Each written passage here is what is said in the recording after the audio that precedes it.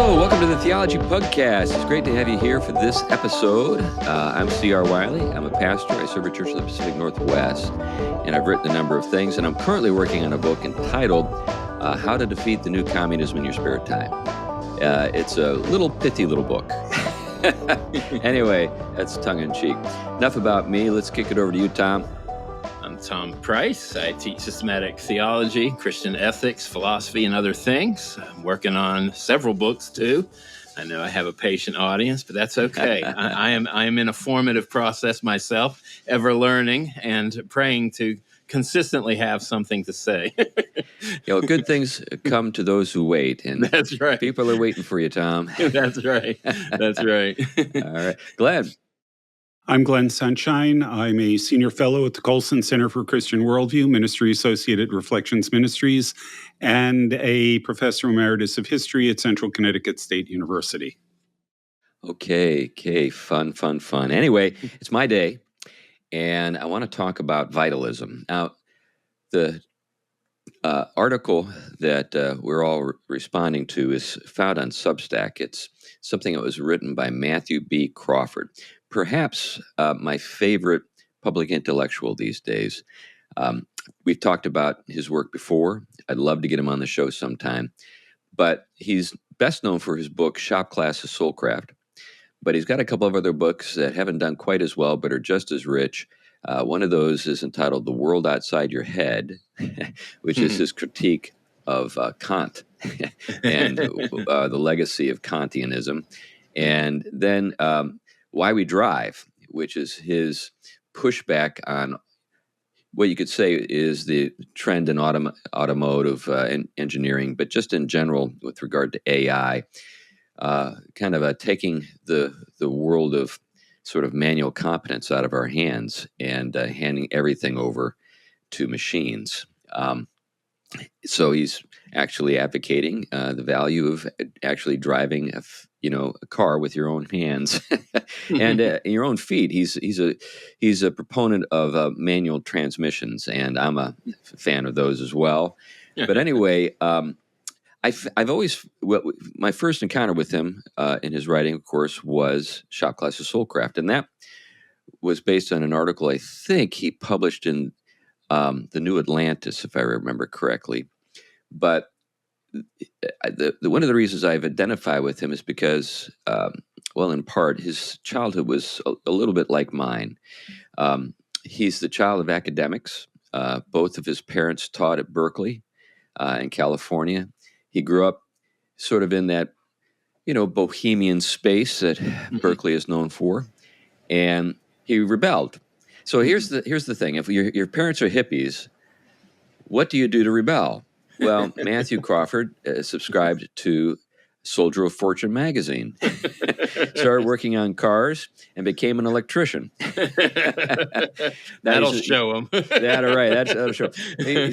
He's a remarkably intelligent man, and because he was drawn to the world of physical work, he reflected on it.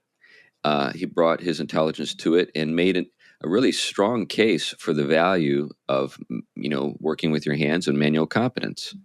And anyway, not to be sort of outshone by his parents, he did go on to get his PhD. Got it in political philosophy at University of Chicago, which isn't too shabby. Anyway, he still writes. He's got this Substack that he has. We'll have a link to it in the show notes. Unfortunately, you'll only be able to sample it, and it's essentially an article intended for his subscribers there. But the sample that you get might just tempt you to become a subscriber, and I think that's a great thing. I mean, it's really kind of a marvelous thing that intellectuals can do this these days. Not be beholden to publications or think tanks or academic positions. They can actually go out and make a living if they can build a significant audience just through their writing, and people can support them directly. And I support a number of people this way. But anyway, that's that. So the The subtitle of the article, which is entitled "What is Vitalism?" is a response to the over-administration of life. A response to the over-administration of life. Now, you guys have had a chance to look at it a little bit. Any thoughts that maybe come to your mind right off the bat before I jump in and start reading some things from it that we can respond to? I think from the start, it reminded me something of, kind of brought me back to my own childhood, with especially the kind of the way in which boys at play in their imagination and their competitiveness kind of, as you started to grow, became certain forms of argument, challenge, and debate, and insult, right? And Yeah, that that's the best part. it did, and that insult kind of prepped you for the rigors, interestingly, of even academic life. Where Right. Now I think you say anything challenging, people fall apart and need counseling. But then it was just part of the sport, if you will, Right. to kind of challenge you and make you form yourself and your thought much more rigorously. This reminds me of something Lou Brock said. I don't know if you guys remember Lou Brock. He was a famous bass stealer, played for the St. Louis Cardinals. And after he retired, he was asked in an interview, "What do you miss most about, being a professional ball player?" He said, "The insults. We would just sit on the bench and rag on each other all day." And I get it. I remember one time at a church I served, I'd have these men's breakfasts once a month. And then we had a situation where we had a women's Bible study that we had a woman who was leading it, and she was unable to do it for a while. And the women were kind of beside themselves and wondering what they would do. And I said, I'll step in for a little while and, kind of fill the gap. So I got to lead the women's Bible study and the men's prayer breakfast. And let me tell you, they were totally different worlds. And a typical conversation at the men's prayer breakfast would begin with, "Hey, Bob, you better cut back on those pancakes. They're starting to show, bud." and then in the women's Bible study, it would all be up talk. "Oh, you look so nice. I love that blouse." I said, this is surreal. Yeah. This actually is very relevant to the conversation or the article. We'll get to that in a minute. But anything you have there, Glenn? Yeah.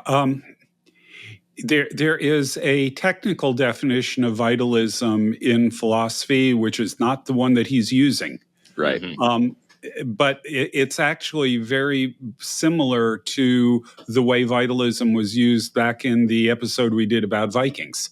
Yeah. Which was talking about the end of Viking vitalism. It's a different kind of thing than the technical philosophical use. Yeah. And also, it reminded me too of the Greek term thumos, spiritedness. It's just kind of like getting out there and doing stuff and proving yourself and stuff like that. Yeah. The technical definition, we might as well get that on board here so we can dismiss it, is the idea that it's almost like animism, that every vita is Latin for life. Everything is alive. Yeah. There's a kind of life in everything. So it borders on animism. That's not what he's talking about. No, he's talking more about, thumos, I think, and doing stuff. Do you have something else there, Tom? I could see you were kind of... No, I was just thinking of the terms with the philosophy, élan vital, the whole schools of thought that those come out of it. This has much more to do with vitality, I think, and particularly boyishness. Sort of boyish stuff, the stuff that we can all remember with great fondness from the playground, and when no adults were around, and we were just doing our thing. So this is how the article begins. The essay begins. He begins with a quotation. "Children in their games are wont to submit to rules which they have themselves established, and to punish misdemeanors which they have themselves defined. Thus did Tocqueville marvel at Americans' habit of self-government and the temperament it both required and encouraged from a young age. Quote, the same spirit," he said, "pervades every act of social life. The unsupervised games and rituals of children in the 19th century was nicely depicted with comic exaggeration in Tom Sawyer and Huckleberry Finn. We know those stories, Yeah, you know. yeah. I don't know if kids still read that stuff anymore or are required to read it in I think public it's kind schools. of it's kind of taboo now. I Yeah, think because of you know, like an dated accurate language. depiction of like what slaves had to go through and how they were spoken to. Yeah, that's right. You know? Yeah. Anyway, he goes on to say, in his review of the 1993 book on the history of masculinity by one E. Anthony Rotundo, I think that's how it's pronounced, Christopher Lasch, who, by the way, is another really luminary from me. If podcast listeners haven't checked out Christopher Lasch, you know they really need to.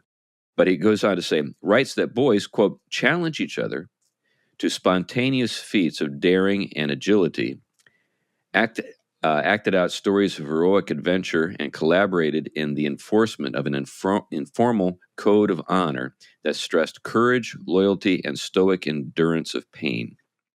I remember that as a kid, and I still try to embody those things myself. You know, if I feel like, hey, Wiley, you know, man up. You're not being courageous at the moment. You're recoiling from a challenge. Or if I feel like a friend has been betrayed, my own loyalty is stirred up to come to his defense, right? You know, that kind of stuff. And endurance of pain. You know, there's just a lot of things in life that hurt, and you just have to just live with it, get over it. Don't coddle yourself, that kind of stuff. So this is now getting back to the article here, or the essay. This is Crawford responding to these statements.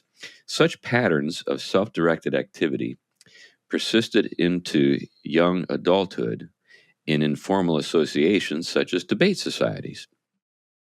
Quote, the clash of wits between friends recalled the physical combat of loyal playfellows in boyhood, mixing affection with attack.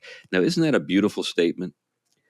That's boyhood right there. Boys, I remember my favorite game as a boy was Army, you know, and I remember, this brings another fun episode to mind. So when we had our first child, our oldest son, Caleb, my wife was really into, you know, constructive play things. She didn't want anything that was dangerous or violent or anything around. And I just told her, we'll see how this goes.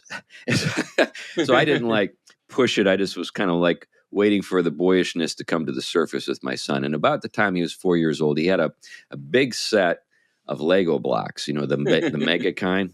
Oh, yeah. Anyway, we were sitting in the living room one day, and my son comes out with this enormous thing he'd made, and it was a gun. And we didn't even watch television. Nevertheless, my son was inspired to shoot my wife. Bang, bang. Of course, my wife's feelings were hurt. You know, this in her mind, this was a demonstration of, you know, sort of anger and hatred. I just laughed. I said, "You give up yet?" For a little boy, this is demonstrating a desire to play and have a little fun. Yeah. Anyway, the chicks don't get it, but that's okay. That's why we love them. They're not like us. But any thoughts on that? I think that, I mean, the whole notion of kind of roughhousing and trying out things that are over the top in that space of where the real consequence isn't going to hit you upside the head. Also allows you somewhat to get enough of a consequence from it. Usually, this is the participation in enough reality to where it's forming you to learn where those boundaries are. I remember playing Mumbly Peg. You guys ever played Mumbly Peg? Oh, yeah. So describe Mumbly Peg there, Glenn, to our benighted audience. Well, the way we did it in Boy Scouts when the leaders weren't around was you'd have your feet spread apart and you'd throw a knife, and if you could get it into the ground, you had to pull your foot in. You know, the other person would have to pull their foot into where the knife is. And the object is to get the feet closer and closer together until you don't want to be there anymore when they're throwing a knife. And then chicken out. And then, of course, if you chicken out, then you're the object of scorn, and then everybody's laughing at you. I always relied on the fact that I had really solid boots. That's right. That's right. You didn't want to play Mumbly Peg barefoot. Yeah, that would have been a different animal. That's right. That's right. Right. Yeah. Yeah. You know, Chris, one of the things, I think it's related. I just ran into an article the other day about the difference between male to male communication and female to female communication. And they did it on the basis of how much of it is giving information versus how much of it is talking about feelings, emotions, or whatever. And men, when they're with their friends, overwhelmingly talk about information, facts, news, what's going on in sports, something like that. Women, not so overwhelmingly, but women have a much stronger emphasis on the emotional feelings, those kinds of things. This explains why, the argument was the idea of mansplaining is a complete misunderstanding. Right. What is happening is that the man is interacting with the woman the way he would with another man. That's right. And the woman takes this, and granted, okay, so it is true that the man is failing in cross-cultural communication. That's right. Okay. He's not empathetic enough. Yeah, but equally, the woman saying it's mansplaining is also failing in cross-cultural communication, right, because she doesn't understand what he's doing and why he's doing it. Yeah, and I think partly this is due to the fact that we live in a society that doesn't accept the differences that men and women, sure, characterize men and women, and think of that as sort of some kind of offensive thing to think about. This reminds me of a meme I came across the other day, and it went something like this. I'm trying to explain to my wife that she got mansplaining wrong. In other words, she defined it and she got it wrong, and so he's trying to mansplain it to her. It's this conundrum, obviously. Yeah. But anyway, this connects in, though, with the idea of debate and things like that. Yeah. That this is the extension of the way you sort of compete, and as kids, you do it in debate, and then as adults, it may not always be debate, but frequently. Well, if I got into a conversation with you, Chris, about the Red Sox, it would devolve into insults pretty quickly, I suspect. You know what I mean? But this is just the way we interact. Yeah, it's fun. And I think guys kind of just, you can take things too far. I mean, I've been in these situations where you're having some fun, and then you realize you get into something that's just taking it a little too far, and then you just back off. You realize, okay, we can't go that far with this, but yeah, it's part of the fun. And I think this sort of playful sort of warfare plays out in different ways, and it's I think good that he brought in debate. You think about sort of the sphere of your strength. So, a big guy who's physically strong, that's where he's going to want to compete with other people. That's because that's where his strengths lie. A guy who maybe is small, thin, but intelligent, he wants to debate. He wants to exercise his strengths intellectually. He'll concede, the weightlifting contest, but he'll immediately call the weightlifter into the other room to try to debate with him about something that he can feel like he's likely to win at. Why am I thinking of The Princess Bride and Vizzini? Right. But it's not as though this is something that doesn't apply broadly. It applies to, generally speaking, to men and with whatever strengths that they've got. There's this sort of playful. It happens with STEM guys who are into the STEM world and all that kind of stuff. So now getting back to the essay, the thing that Crawford is zeroing in on is the disappearance of sort of places where this can happen. This sort of unsupervised, self sort of adjudicated or monitored or controlled activity that, just anybody is able to enter into. But he began this with boys, and there's this marvelous picture of boys playing stickball that is at the beginning of the article. But to get to where he is zeroing in and with his concerns, let me read this next paragraph. But by the end of the 19th century, such autonomous organizations of young men were fading away. It's interesting he goes back that far. Quote, education was increasingly confined to the classroom, antagonistic rivalry to the playfield. Formal pedagogy replaced spontaneous play and self-culture. You see this with sports, and it's a real shame. Man. When I was a kid, I get on my Schwinn Stingray.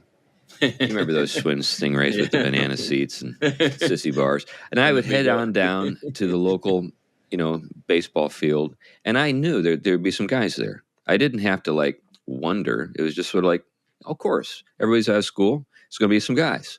So I'd go down there, and sometimes I knew who they were, sometimes I didn't, and we'd get into a pickup game, and we'd, play a game with however many guys we had. Let's say we only had, 10 guys. It means 5 in each team. We'd figure out how to make it work as a real game, even though we couldn't have everybody in the field.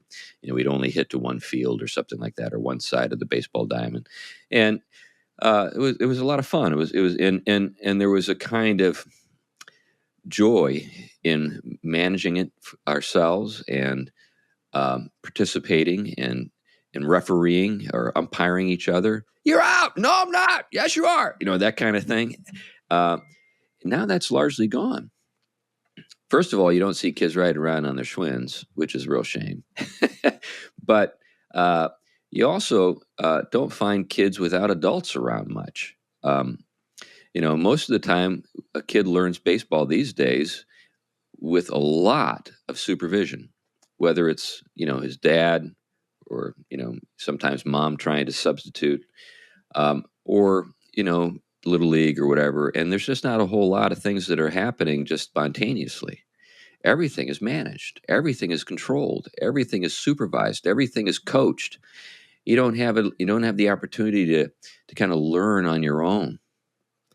And I remember not too long ago, I was listening to an interview with the coach of the men's American soccer team.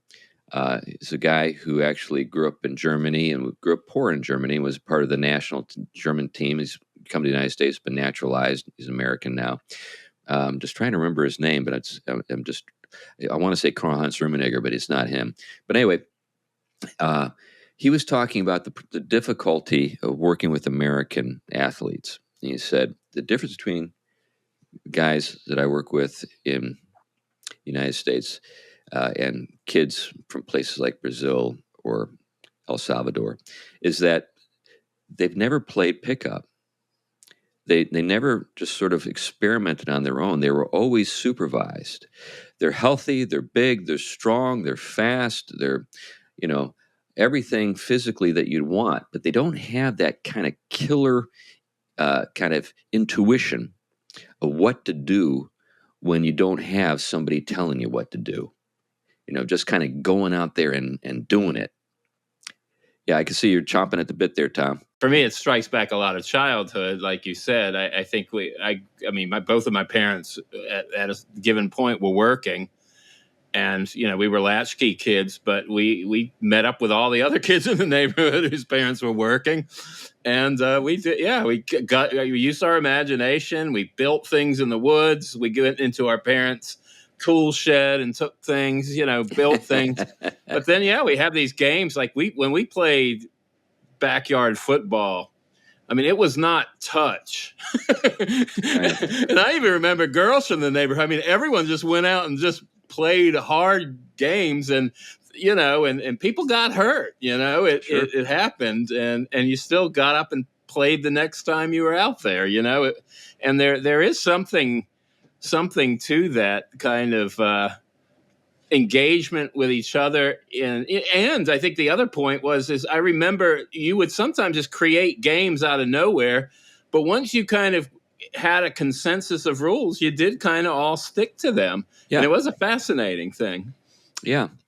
Well, that idea, though, that you're the people who've made up the rules and now you're going to enforce them, that's Yeah. democracy. Yeah, yeah. We're talking about how it's supposed to work. Yeah. Today, we just kind of sit around passively waiting for some expert to tell us what to do. Yeah. And it's kind of pitiful. Yeah. And education is really, went that direction. So you're almost looking for someone to come in and help people do things which would have been commonplace to even someone who just had a third grade or, seventh grade education at a previous time. Think about how this relates to music, too. So, for example, I'm all for music being taught in schools and things like that. My wife, for goodness sake, is a piano teacher. You've taught guitar, Tom. That's great. Yeah. There's nothing wrong with it. But at the same time, think about all the great folk music that we enjoy in the United States, all the different traditions, everything from Zydeco to blues to bluegrass, to even New England sea shanties. I mean, it's just like all over the place. And this is stuff that spontaneously emerged within a folk a community, a tradition. It wasn't as though some highly trained Juilliard grad developed bluegrass or the Three Fingers Scruggs style picking approach to the banjo or something like that. No, it's some guy sitting out on his front porch just experimenting with the sounds he could make forever. Yeah, and they start with an idea, and then locally, when they play together, someone else is fascinated. They pick it up, they take it, they develop it, and then it keeps, and you develop whole traditions. And like you say, there's certain kind of internalized rules that and yet it's not a static tradition like no tradition is. It has developments that unfold within it, and I think this is where there's a give and take between reality, our engagement with it, our action being formed and shaped by it, but also our contribution to it. And this is where you do get the thick stuff of real education and humanities, participating in reality in ways that isn't just being taught what to think, told what to read. Yeah, yeah. And, it goes way beyond music and sports. I mean, I think we see it in just about anything. There's this community that forms around a particular activity. Yeah, there can be some mentoring. Yeah, there are some general rules perhaps that you need to follow and you need to know about. But the art, the beautiful sort of creative, sort of cutting edge of anything is this experimental thing that everybody is kind of looking at and working on together and trying out. That's what the early days of Silicon Valley even were about. Yeah. We don't have those anymore. Anyway, anything you wanted to throw in there, Glenn? Well, I was thinking about the musical context. I mean, I played some jazz through high school and college, and a lot of that was on, the foundation for it was a bunch of us that got together under one guy's sort of leadership, and we just sort of played things and tried it out. And then that group kind of broke up, and there was another one that got together, and we were just, we would just hold these jam sessions at people's houses. Yeah, and that's probably how you developed your skills, was in the actual act of trying to make music that sounded good. And to some extent, you see. Actually, there's sort of an interesting history here in the context of Renaissance fairs, because the development of world music happened at a Renaissance fair in California. That's where it originated, because you had all these different people with different sort of musical backgrounds coming together, listening to each other, playing with each other, and what emerged was this idea of world music. So but that was in the 60s, maybe 70s. Yeah. 70s and probably. Now we have auto-tune, and you don't even need to sing. Yeah. Carry a tune. But it is interesting, mentioning it, where you talk about not only the design of instruments, and that's its own craft, and that's its own skill, and there's even kind of things that work with the reality going on there, and then of course the physics you have to, negotiate in order to create the sound and range and all of that. But there is a way in which, when people fall upon these instruments, there is something that skills they have to develop and hone and work at rigorously. And a lot of times, like you say, in certain contexts, I saw a guitar sitting around, nobody was playing in the house. I picked it up and started fiddling with it. And all of a sudden, that having to force myself in relationship to it starts the spring, a formation of the person that really there's a connection going on with wider reality, sound, time, tempo, physics, embodiment. This is stuff that. Go ahead, Glenn. Now, in terms of you have to learn the instrument, you got to learn the basics. It doesn't always work that way. My favorite example was Scotland. After the Battle of Culloden, when Scotland is basically forced into the Union of Crowns with England, England banned bagpipes as a weapon of war. Okay. And they thought that what they would do is bring a bunch of violins into Scotland, and then people would learn to play classical music. What you got were people in Scotland softening their bows and trying to imitate bagpipes on fiddles. And we're no longer talking violins here. We're talking fiddles. Yeah, and that creates the whole Scottish fiddle tradition, which passes over into American bluegrass. Yeah. Well, that's fascinating. I've wondered about that relationship between the fiddle and the violin, and now I know something more than I did. It's the same instrument physically. Yeah, but a whole different approach. Yeah. So let me go back to the article here and read a little more. Give us a little more to respond to. He says, if the life world means the background patterns of life that are taken for granted, within which one can dwell unmolested, here was a new determination to leave nothing taken for granted, nothing unstudied. What this meant in practice was the colonization of life, or I should say the colonization of life world by organized expertise corresponding to institutional money and power. Life under these conditions feels a bit off, like the opposite of vitality.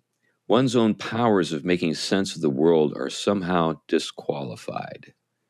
That is so on the money, as far as I can see. Well, go ahead, Tom.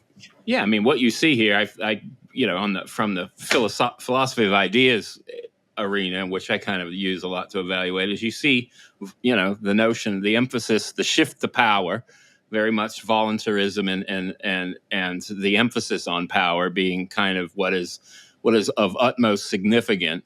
And then just the detachment related to that you have this notion that we kind of stand apart, we gain control over things, we manage and micromanage, and somehow this is serving the betterment of things.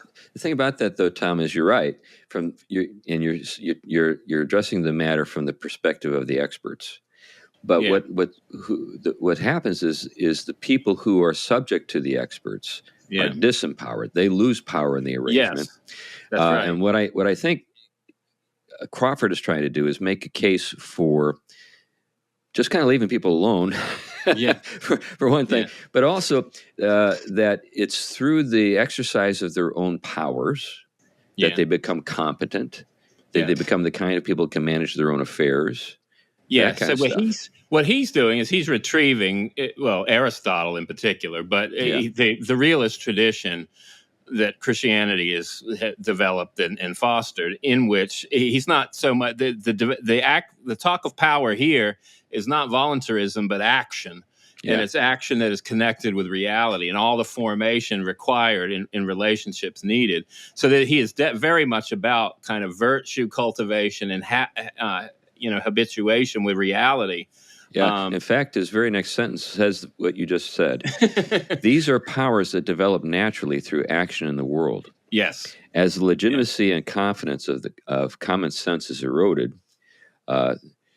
the field of meaningful action that is open to an individual seems also to shrink. Yeah. Action is reduced to making choices from a menu of presented options. In other words, these are the experts. They say, okay, these are the things you can choose. You can choose A, B, or C. It reminds me when I would say to my kids, you can, basically the choice was eat your vegetables or sit in the corner. Yeah. Those are the only options. Yeah. It never occurred to them to challenge me and say, what about option 3, which is neither? Yeah. Anyway, Yeah. but There's another implication to this, though, that goes beyond just sort of the practical issues of trying to raise boys. I think that this is also at the root of the way our culture has shrunk reality.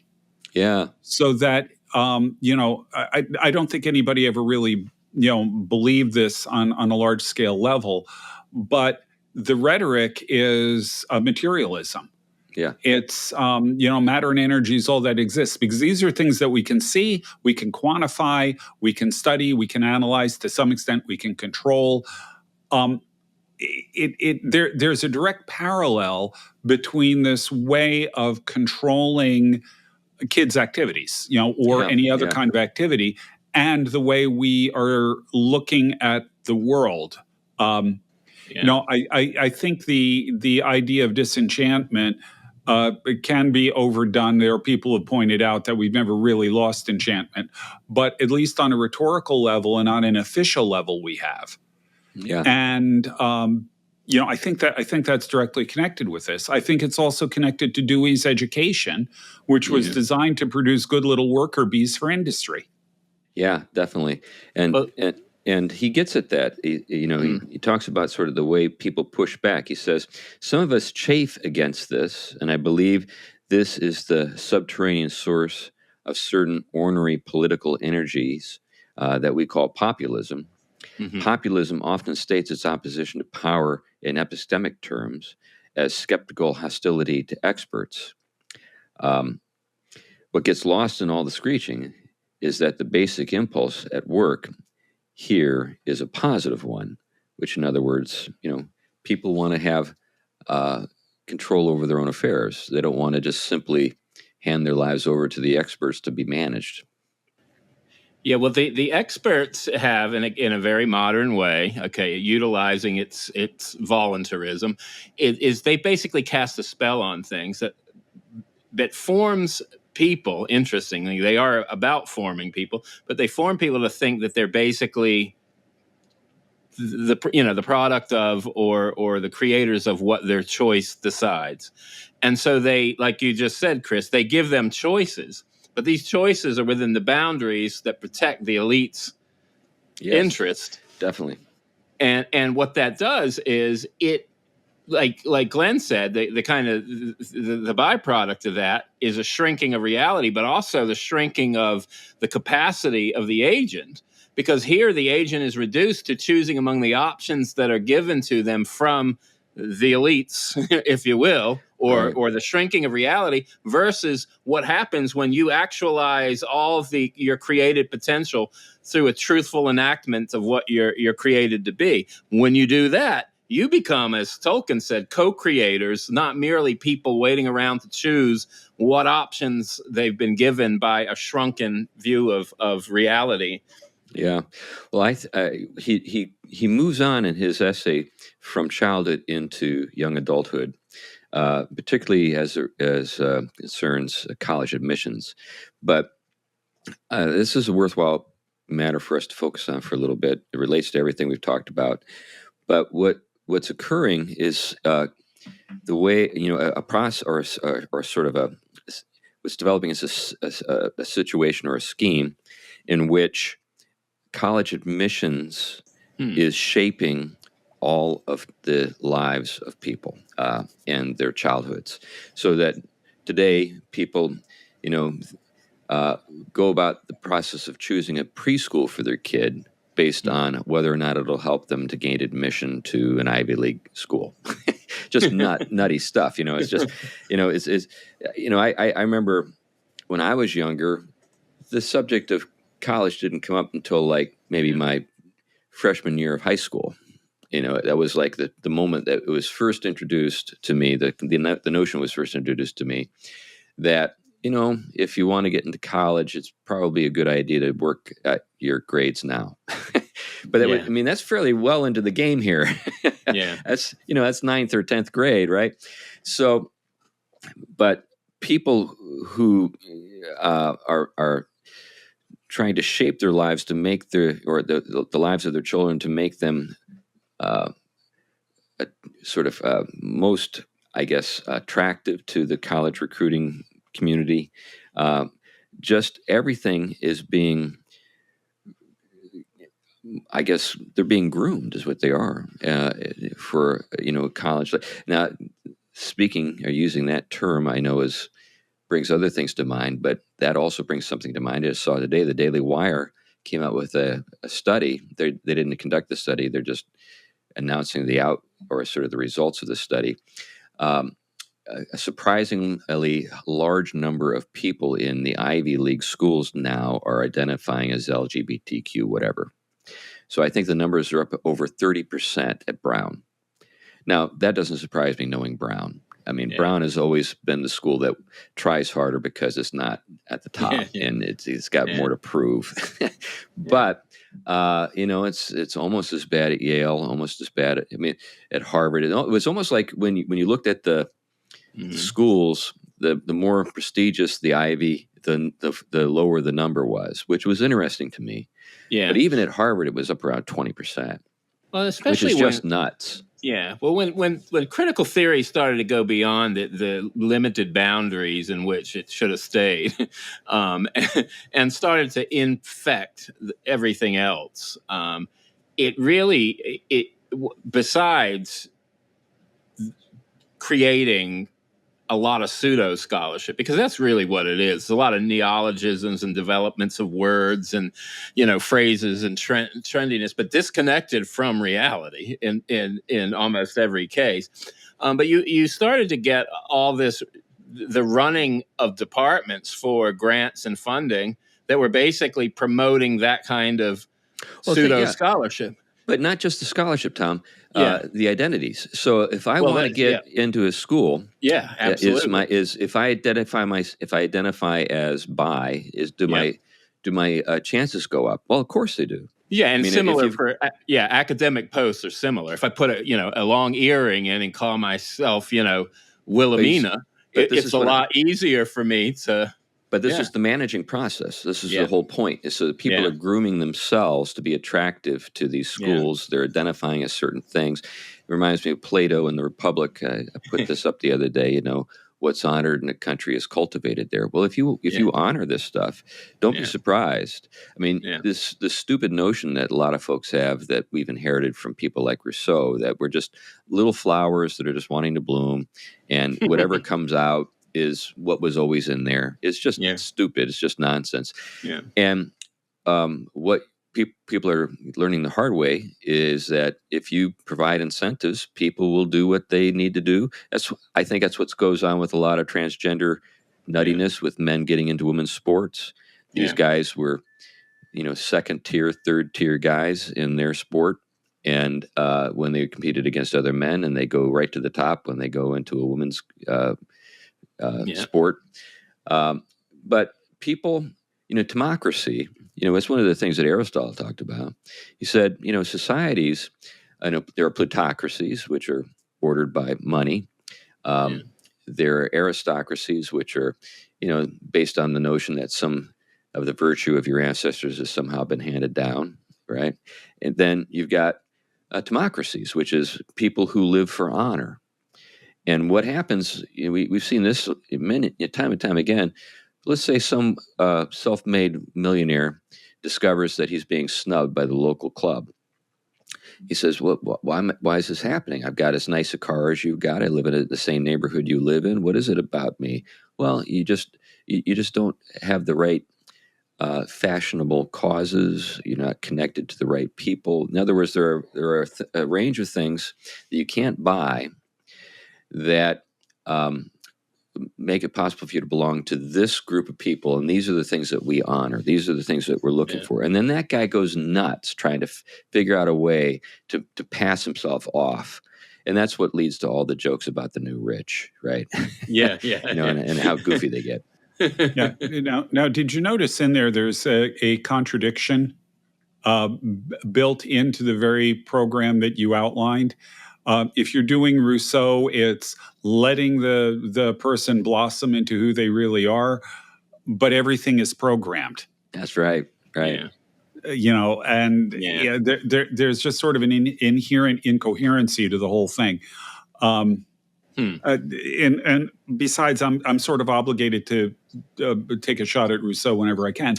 But Go for it. But along with that, one of the questions that occurred to me that people need to start asking and really pushing is, why are there men's and women's divisions in sports? I think we all know, but no one's allowed to say that. Well, start pushing them on that issue. Why is it because some people identify as one? Well, if they identify as one or the other, what difference does it make? If they're the same, if they can do the same things, why not just have one division? Everybody knows the answer. Yeah. But this is the point where you got to push them. I think rhetorically, I think that is the break point for a lot of these things. Well, I agree. So long as you're not so wedded to the institutions that are promoting the insanity.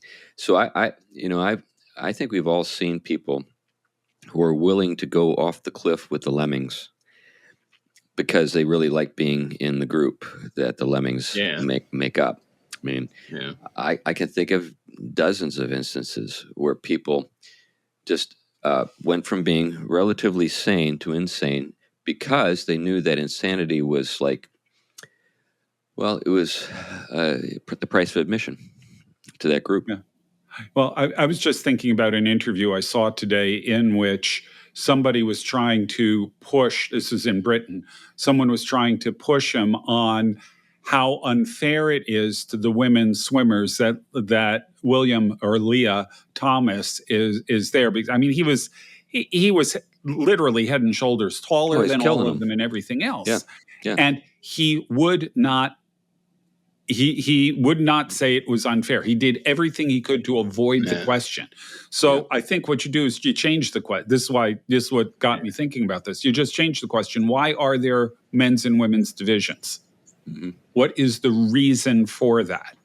Because once you answer that question, then the transgender thing goes away. Yeah. Well, but unless you have mass psychosis. Yeah, there's that.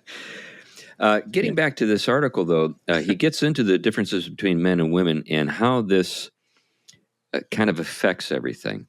So he's talking about, at this point in the article, the therapeutic peristate, which is staffed disproportionately by women. Now, what he's getting at is, he goes on to describe what he's getting at. He says daily life is shot through with an ambient pedagogical project that works to create the modern subject, meaning modern person, a creature who internalizes the social discipline required by the modern state. In one of his choicest formulations, Michael Foucault referred to the, quote, minor civil servant of moral orthopedics, end of quote. That's a typical Foucault. Yeah, that's right. They are found in corporate HR, the Office of Student Life in universities, mandatory, quote, relationships and sexual health education, end of quote, in schools, lifestyle magazines, and countless other sites of adjustment. That's an interesting way he puts it, sites of adjustment. According to the Bureau of Labor Statistics, 71% of human resource managers are women. I'm not at all surprised by that. In the University of California system, to take one example, 70% of non-academic staff are women. And in American universities generally, the ratio of administrators to faculty has nearly doubled since 1990. Mm-hmm. So what we've done is we've feminized higher education. We've feminized corporate America through the HR departments and so forth. He goes on to say 67% of those who hold a journalism degree are women. In psychology, female graduate students outnumber males by 3 to 1 and have done so for more than a decade. 77% of sociology majors are women. Now, there's a theme that we can see here. All this stuff is relational that these women are involved with. And this is sort of as I take this and as I think about it, what we're seeing is the problems that occur when you remove the right sort of sphere in which a certain gift is exercised and used and apply it to something else. So in neighborhoods, for example, where you have a lot of moms, they're really the glue of those communities. At least they used to be back when they were home. Yeah. Even today, if I want to know something about somebody or have some sense of how things are going for somebody, I'll often ask my wife because she's got a kind of a sense of what's going on because of the conversations that she has and the empathy that she has and the desire to see people succeed that she has and stuff like that. But this is very difficult to reconcile with the demands of a high performance sort of meritocracy. In a meritocracy, you either know what to do or you don't. You're either competent or you're not. We saw sort of the way this can kind of go crazy with the recent episode with the sub that went down to look at the Titanic that was crushed. The guy who was the owner of the company wanted his company to be inspirational to young people, so he essentially, just hired a lot of young people who didn't know a whole lot, and he had a guy who actually knew something about submarines who told him, this was basically a death trap, and if you go down in this thing, you're going to die. And he warned him. He wrote reports, and the guy, for all of his expertise and knowledge in this particular area, was fired. So, anyway, he hurt some feelings, but what he was trying to do is save some lives. But this is the tension. I saw it, even as when my kids were small and they played sports for the town team.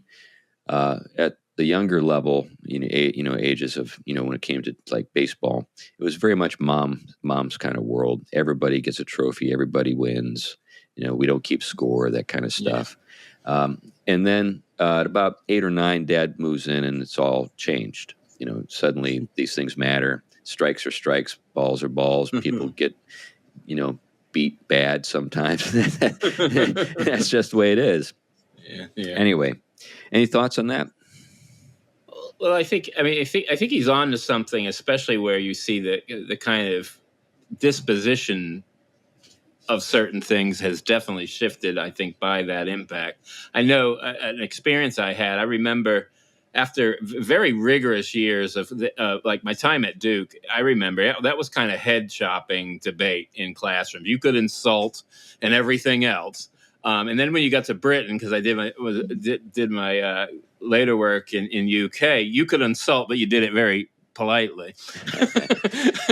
No one insults someone like a Brit. That's right. You do it, but you do it very politely. But I remember I had a student in the programs in Oxford I was teaching in, and she was from the U.S., and she was taking a philosophy class. And I just remember giving feedback on a paper to where I got an email later with a note just saying, your criticisms of my work, which they were constructive criticisms. They were trying to show them, how this argument could be challenged, ways to address it. But she was just completely bent out of shape and hurt and traumatized. And that was the first time in that kind of environment I had seen someone react like that. And I think from about that time onwards, it started to show up more and more in universities. What year was that? Let's see, that would have been around 2004. Okay. Well, it makes sense. Yeah. I think things were going awry in the 90s. Yeah. But Yeah, it just hadn't hit the kind of the rigor that was still expected, but yeah, I really saw it shift to where you can't say certain things because it will quote unquote trigger psychological right, pain or hurt, right. and it's very much the the impact of a certain kind of psychology that has just that was definitely the consequence of a lot of the feminist work Well, that impacted the. a lot of the cancel culture is driven by the social media presence of women. I don't think there's any debate about that. And while Matthew Crawford doesn't get into that matter specifically, he does talk about something that is relevant to that matter. So let me just quote here again. Jonathan Haidt, we've talked about him before, Yeah. says that among women, you get, quote, a different kind of conflict. There is a greater emphasis on what someone said which hurts someone else, even if unintentionally. There is a greater tendency to respond to an offense by mobilizing social resources to ostracize the alleged offender. This concern with offense, which tends to maintain social cohesion, you see, that's the upside. You see, this is the Yeah. thing we have to remember. When we're talking about men and women and these tendencies, we're not saying good, bad. We're saying Different. there are Yeah. there are differences, and there are places where these things are really good, and then there are places where they're not appropriate, and that's what we're talking about here. Also tends to come detached from the question of whether the hurtful thing said was true or not. I mean, was it true? Doesn't matter. This introduces an element of arbitrariness, an invitation to caprice. Notice that this dynamic, in this dynamic, hurt may be attributed, a victim identified as an act of aggression against a punitive offender. The great majority, of women do not seek power within an institution under the banner of woke activism, but most of those who do seek power in this way are women. I think that's an interesting thing to remember. At the end of his article, he says something that I think is worth keeping in mind when we consider all of this stuff, and it has to do with the way men respond to women who are pursuing these kinds of they're trying to ostracize or whatever. He says, whatever else it means, being a responsible man today would seem to involve a tricky double task. First, to be respectful and protective of women in private, and two, to confidently disregard women's tears in public. See, I think that what we're dealing with sometimes when we have guys who jump on the bandwagon with this stuff is the white knight phenomenon that people in the manosphere talk about all the time. And what you have with that is actually another positive instinct. If I'm not allowed to defend you on the field of battle because that would be sexist, at least I can defend you by supporting you in this particular woke cause. And I'll just come alongside and say, go, girl, or whatever you think you need to say to support the woman in question. But it really does mean that when you're dealing with a woman who's using empathy to try to acquire power that's being exercised illegitimately, then you need to just steel yourself and say, you know what, gal, it's not going to work on me, and I'm not going to let you get under my skin. And yeah, maybe I look like a jerk for telling you that you're behaving like a jerk, but too bad, and I'm just going to stick to it. It's interesting you say that. I mean, and you're right. But I think one of the things we often don't pay attention to is just how destructive actually that form of power is, because there's a cruel side to it. Because if you are on the side of the one that has appeared as the trigger, you have to be eliminated.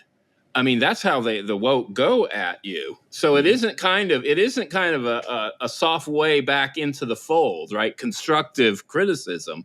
It is to the death, get you out of being able to hurt or harm anyone with tough words or feelings or competitiveness or toxic masculinity. In other words, that kind of canceling is ruinous for a lot of men, even when they so happen to just be a type or the one that gets, taken out because they can't get the other bad ones out. So it is, for particularly for guys who are engaged in political matters. Yeah, that's right. In corporate environments, but also in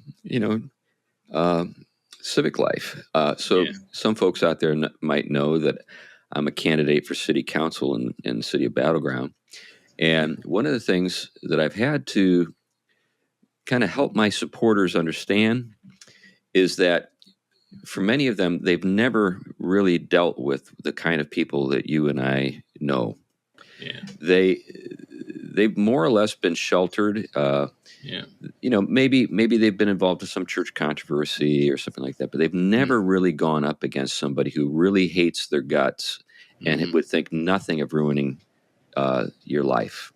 Yeah. But those are the people you run into in this world, and we've met those people and known those people and had to deal with those people. Yeah. So the question I ask some of the people who are closer to me is just like, how cancel-proof are you? Mm-hmm. Your association with me, if I find myself in the sights of some of these people, there is collateral damage. Yeah. Are you ready for that? When I say that, either people just their eyes glaze over because they have no ability to sort of envision what I'm talking about, or their eyes grow wide as they start to see the implications of what I'm saying. Yeah. At even the company that they may serve that has nothing to do with anything that I'm talking about. And anyway, I have to be very careful because I'm not just concerned about myself. Mm-hmm. I'm concerned about a lot of other people who might find themselves in the line of fire, so to speak. Yeah. But anyway, we're talking about some nasty folks who, in the name of empathy and love, will ruin your life. Yeah. That sums it up well. Yeah. Anyway, that's on that happy note. Let's wrap up this episode. Thanks for listening to the Theology Pugcast.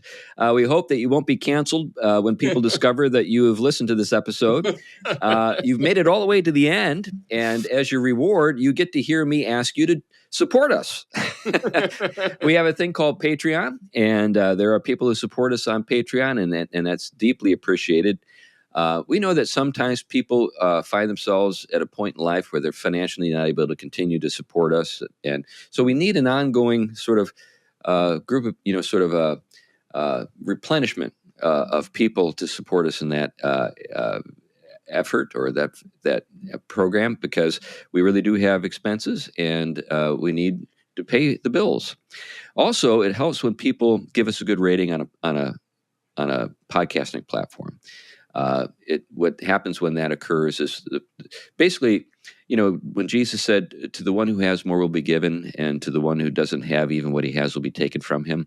Well, you can think about it like that on platforms that are out there, like iTunes and stuff like that.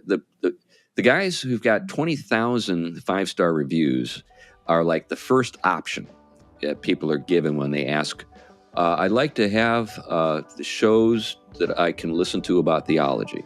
And so they get that one and the next one with 19,000, and you have to go way down to the third or fourth or fifth page to see us.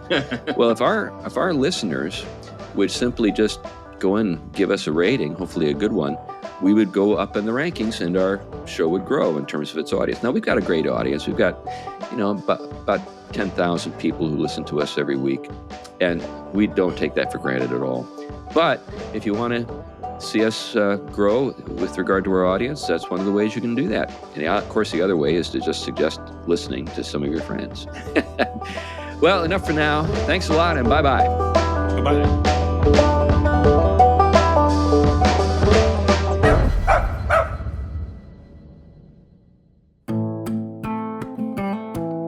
The Theology Pugcast is a ministry of Trinity Reformed Church in Huntsville, Alabama.